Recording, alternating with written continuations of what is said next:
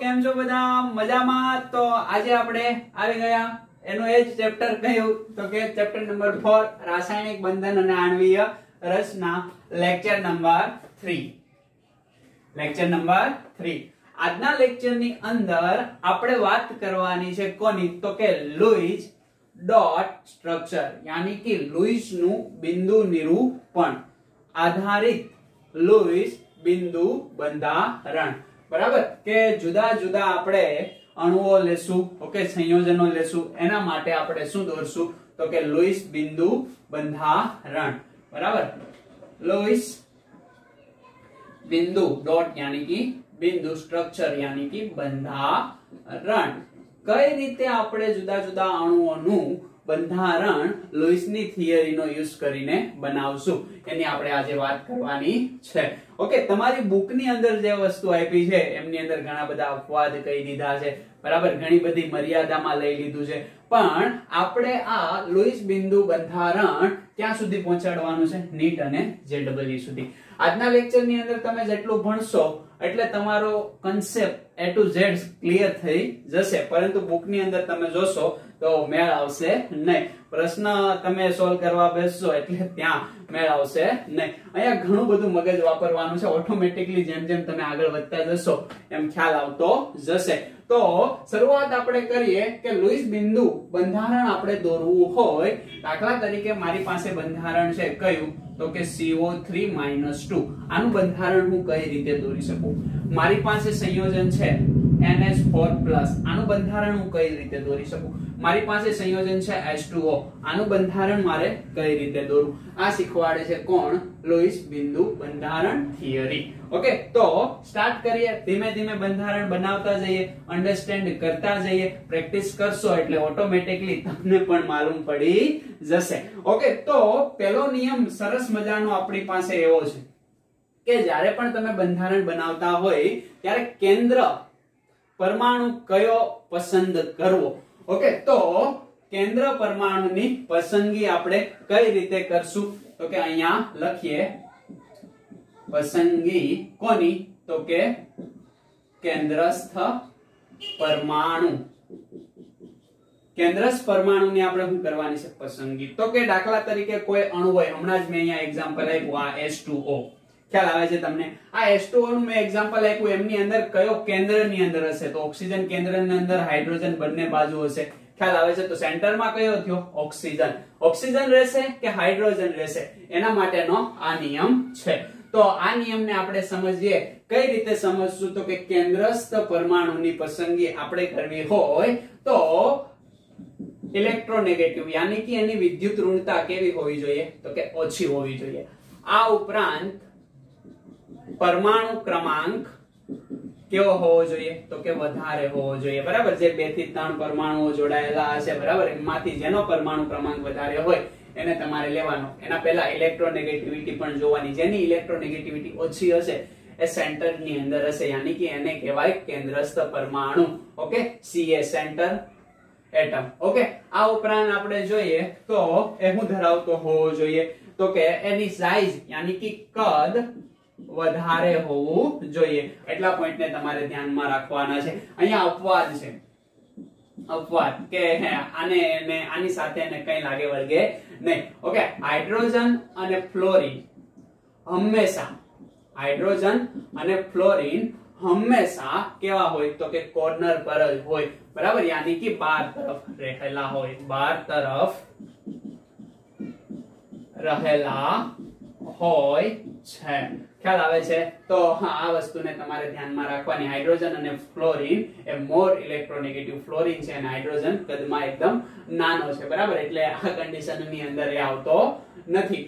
એટલા માટે એ જનરલી કેવો હોય છે? તો કે કિનારી તરફ, બાર તરફ રહેલો હોય છે. ઓકે, એટલે આ વસ્તુને ખાસ ધ્યાનમાં રાખવાની. તો આ બધી કન્ડિશનને ફૂલફિલ કરે એવા પરમાણુ કયા હોઈ શકે? તો કે ઓક્સિજન હોઈ શકે, સલ્ફર હોઈ શકે, ખ્યાલ આવે છે? આ ઉપરાંત ફોસ્ફરસ હોઈ શકે, દેખાય છે ને તમને?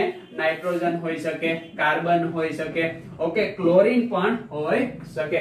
ખ્યાલ આવી જાય? તો આ બધા તત્વો આપણને સેન્ટર પરમાણુ યાની કે કેન્દ્રસ્થ પરમાણુ તરીકે પ્રાપ્ત થાય. ઓકે, એના પછીનો આપણે જોઈએ બીજો નિયમ. બીજો નિયમ આપણી પાસે છે કે કોર્નર પરના પરમાણુ यानी कि બહાર તરફના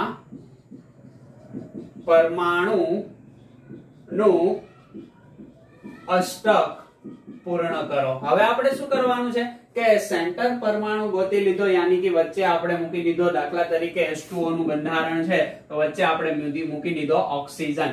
હવે આપણે મૂકશું એની આસપાસ હાઇડ્રોજન, તો આ કોર્નર પરના પરમાણુ કહેવાશે। ખ્યાલ આવે છે? તો કોર્નર પરના પરમાણુનું અષ્ટક પૂરું કરવાનું છે, યાની કે એની પાસે 8 ઇલેક્ટ્રોન હોવા જોઈએ।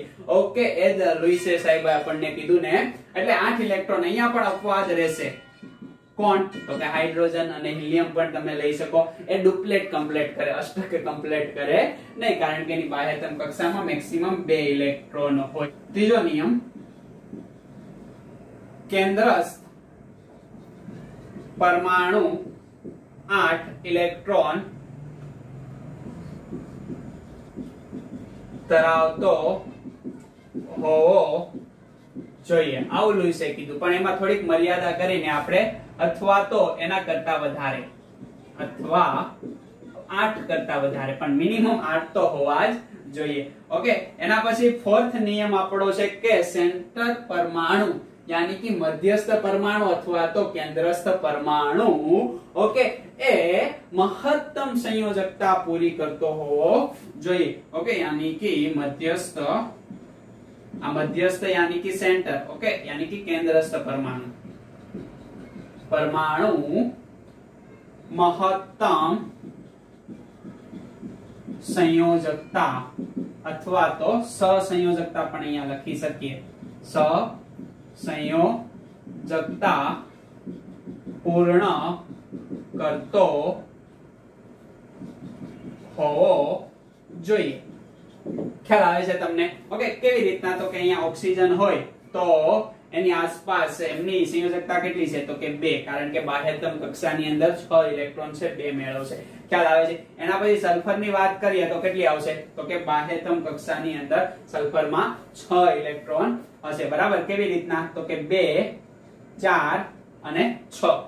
ઓકે, તો મેક્સિમમ એની કોવેલેન્સી 2 ઘટે છે એટલે અહીંયા 2 પણ આવશે અને 6 પણ લઈ શકાય। પણ જનરલી સલ્ફરની કેટલી સંયોજકતા જોવા મળે આપણને? સહસંયોજકતા, यानी कि 6 બોન્ડ બનાવી શકે, બરાબર। ધીમે ધીમે ખબર પડી જશે। ઓકે, નાઇટ્રોજન માટે વાત કરીએ તો નાઇટ્રોજનની બાહ્યતમ કક્ષામાં કેટલી? તો કે 5 ઇલેક્ટ્રોન હોય એટલે આપણને 5 જોવા મળે। પણ અહીંયા યાદ રાખવાનું છે એ બોન્ડ માત્ર 4 બનાવે। કેટલા બોન્ડ બનાવે? 4 બોન્ડ જ બનાવશે, એનાથી વધારે બોન્ડ બનાવશે નહીં, ખબર પડી જશે। ખ્યાલ આવે છે ને? ગભરાવાની જરૂર નથી। ઓકે, ફોસ્ફરસ મેક્સિમમ 5 સંયોજકતા ધરાવે। ઓકે, અને કાર્બન કેટલી ધરાવે છે? આપણને માલુમ છે 4 સંયોજકતા ધરાવે છે। આવી જુદી જુદી સંયોજકતા મધ્યસ્થ પરમાણુ ધરાવે છે। ઓક્સિજન 2 ધરાવે, ખ્યાલ આવે છે ને? સલ્ફર 2 હોય છે પણ 100 સુધી એની મહત્તમ સંયોજકતા છે, ખ્યાલ આવે છે? નાઇટ્રોજન 3 હોય છે પણ મહત્તમ 5, પણ બોન્ડ કેટલા બનાવે છે? તો કે મેક્સિમમ 4 બનાવી શકે, 5 બોન્ડ બનાવી શકે નહીં। ફોસ્ફરસ ખ્યાલ આવે છે? કેટલી સંયોજકતા છે એની? તો કે ફોસ્ફરસ અહીંયા 5 જોવા મળે, 3 છે પણ કેટલી આપી દીધી અહીંયા? 5। આ બંને એક જ સમૂહના છે ને? ઓકે, નેપાળ, પાકિસ્તાન, નાઇટ્રોજન અને ફોસ્ફરસ 7 નંબરનું તત્વ, 15 નંબરનું તત્વ। અને કાર્બન કેટલી સંયોજકતા ધરાવે? 4 સંયોજકતા ધરાવે। તો આ પણ તમને પોઈન્ટ માલુમ હોવો જોઈએ, સમજ પડે છે એટલી। એના પછી 5 નંબરનો નિયમ જે આપણે કહી શકીએ કે મધ્યસ્થ परमाणु यानी कि केंद्रस्थ परमाणु पर हमेशा पॉजिटिव चार्ज आवशे, बराबर। हमेशा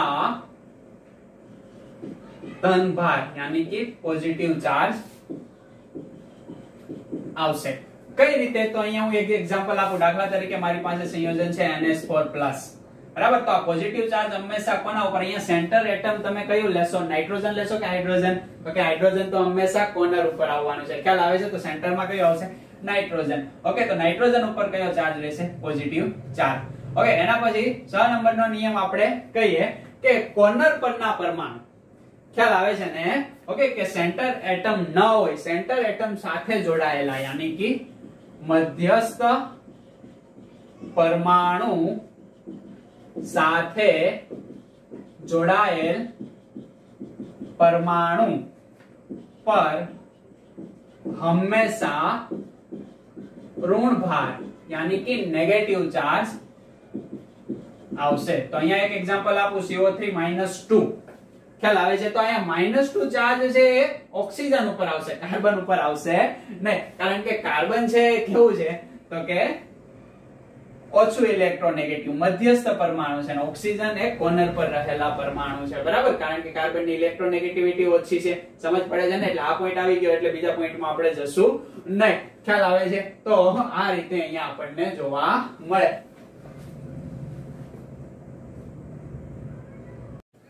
તો હવે આપણે ગણતરી માટેના સૂત્ર જોઈએ કે આખું બંધારણ હશે એમનું સરસ મજાનું આપણે બંધારણ બનાવવું પડશે, કેટલા બોન્ડ પેર હશે, કેટલા લોન પેર હશે, કેટલા ખાલી અબંધકારક ઇલેક્ટ્રોન યુગ્મ હશે, ડબલ બોન્ડ હશે, ટ્રિપલ બોન્ડ હશે, આની આપણે ગણતરી કરીએ, બરાબર। તો હવેનો ટોપિક છે આપણો આની અંદર ગણતરી આધારિત। ઓકે, કઈ રીતે અહીંયા ધ્યાનમાં રહેવાનું છે, દાખલા તરીકે હું અહીંયા કહું Q, તો આ જે મારો Q છે એ ટોટલ ઇલેક્ટ્રોન છે, બરાબર, યાની કે કુલ ઇલેક્ટ્રોન।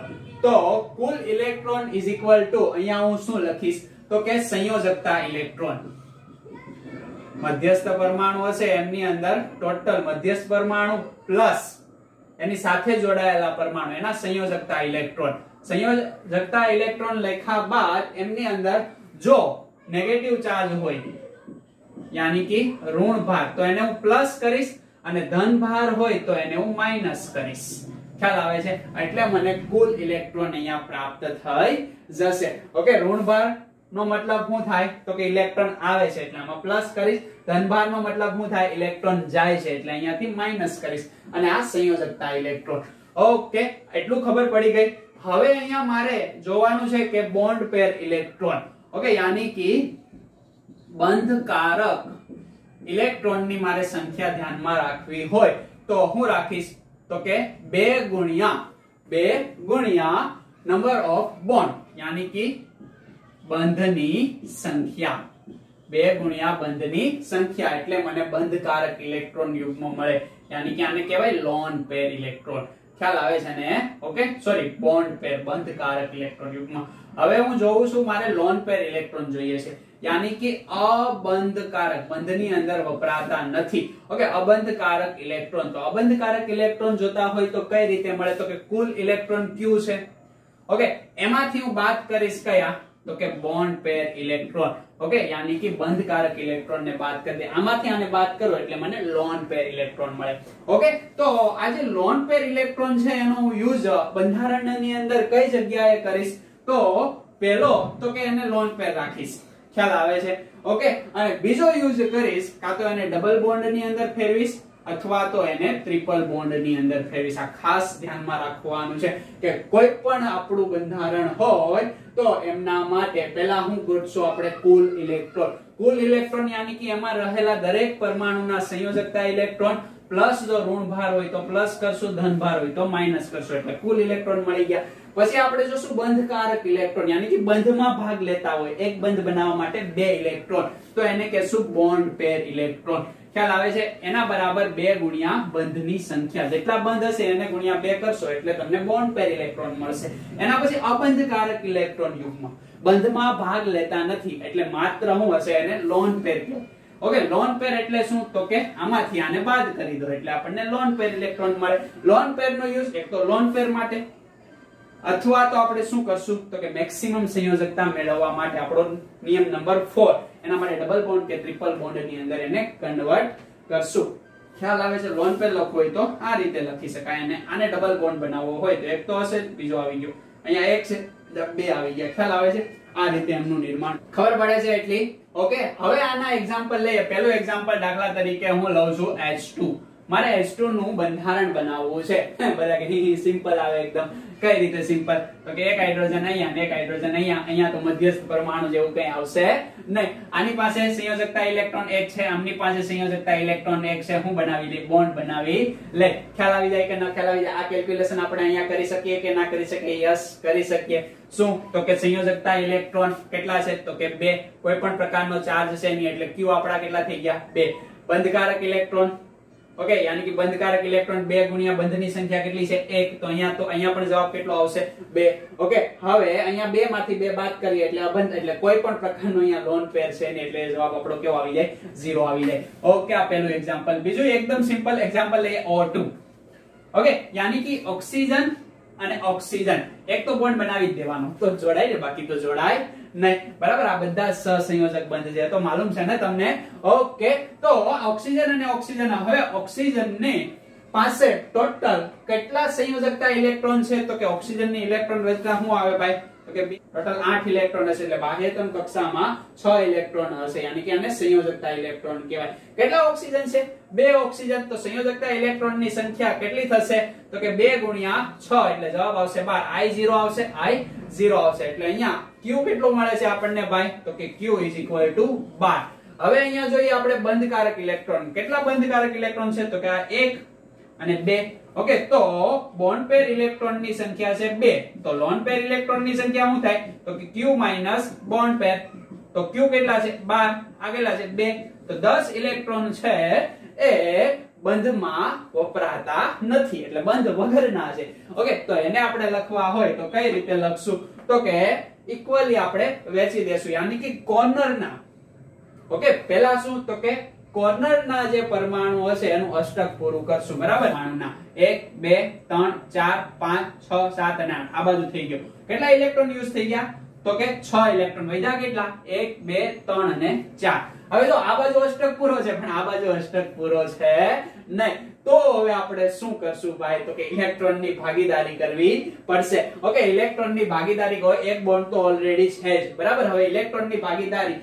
यानी कि લોન પેર ઇલેક્ટ્રોન નો યુઝ કાં તો લોન પેર માટે અથવા તો ડબલ બોન્ડ અથવા તો ટ્રિપલ બોન્ડ માટે હવે હું આ જે લોન પેર ઇલેક્ટ્રોન છે એને અહીંથી મિટાવીને ઓકે એક ડબલ બોન્ડ બનાવી દઉં તો હવે તમે ઇલેક્ટ્રોન ગણી લોજો કે આને કઈ ફરક નથી પડ્યો 1 2 3 4 5 6 7 8 આના પણ કેટલા થઈ ગયા 8 તો આ બંધારણ આપણું કોણ બની ગયું O2 નું બંધારણ બની ગયું ખ્યાલ આવી જાય કે ન ખ્યાલ આવી જાય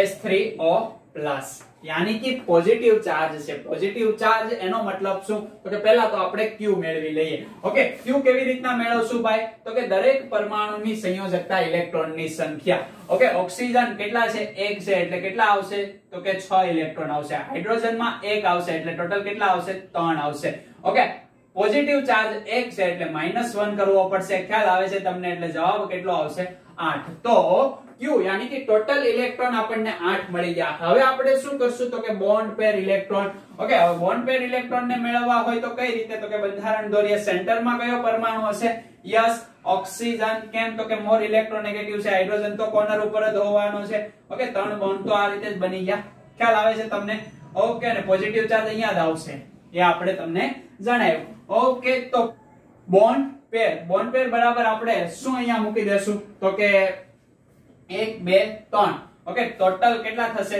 તો કે 3 यानी कि 2 ગુણ્યા 3 જવાબ કેટલો આવશે 6 તો 6 બોન્ડ પેર ઇલેક્ટ્રોન લોન પેર ઇલેક્ટ્રોન કેટલા હશે તો કે 8 માંથી 6 ને બાદ કરીએ એટલે 2 લોન પેર ઇલેક્ટ્રોન હશે यानी कि લોન પેર ઇલેક્ટ્રોન 2 છે હવે લોન પેર ઇલેક્ટ્રોન નો યુઝ શું કરશું કાં તો લોન પેર ની અંદર અથવા તો ડબલ બોન્ડ કે ટ્રિપલ બોન્ડ ની અંદર ઓકે હવે આપણે કોર્નર નું અષ્ટક પૂરું કરીએ જો કે અષ્ટક પૂરું છે અહીંયા હાઇડ્રોજન અપવાદ છે એટલે એમની અંદર 2 જ ઇલેક્ટ્રોન હોય 1 2 1 2 હવે સેન્ટર પરમાણુનું આપણે यानी कि મધ્યસ્થ પરમાણુનું અષ્ટક પૂરું કરવું પડશે તો કઈ રીતે કરશું 1 2 3 4 5 6 ખ્યાલ આવે છે ઓકે લોન પેર ઇલેક્ટ્રોન કેટલા છે 2 તો 1 અને 2 ઓકે ઓક્સિજન નું અષ્ટક એ પૂરું થઈ ગયું દેખાય છે અને એમની ઉપર કેવો ચાર્જ જોવા મળે એક પોઝિટિવ ચાર્જ જોવા મળે હંમેશા યાદ રાખી લેજો ઓક્સિજન 2 બોન્ડ ધરાવે ત્રીજો બોન્ડ આવશે એટલે 1 પ્લસ આવશે ખ્યાલ આવે છે ને અને જો એક બોન્ડ ઘટી જાય તો એક માઈનસ આવે એટલે આ વસ્તુને ખાસ તમારે ધ્યાનમાં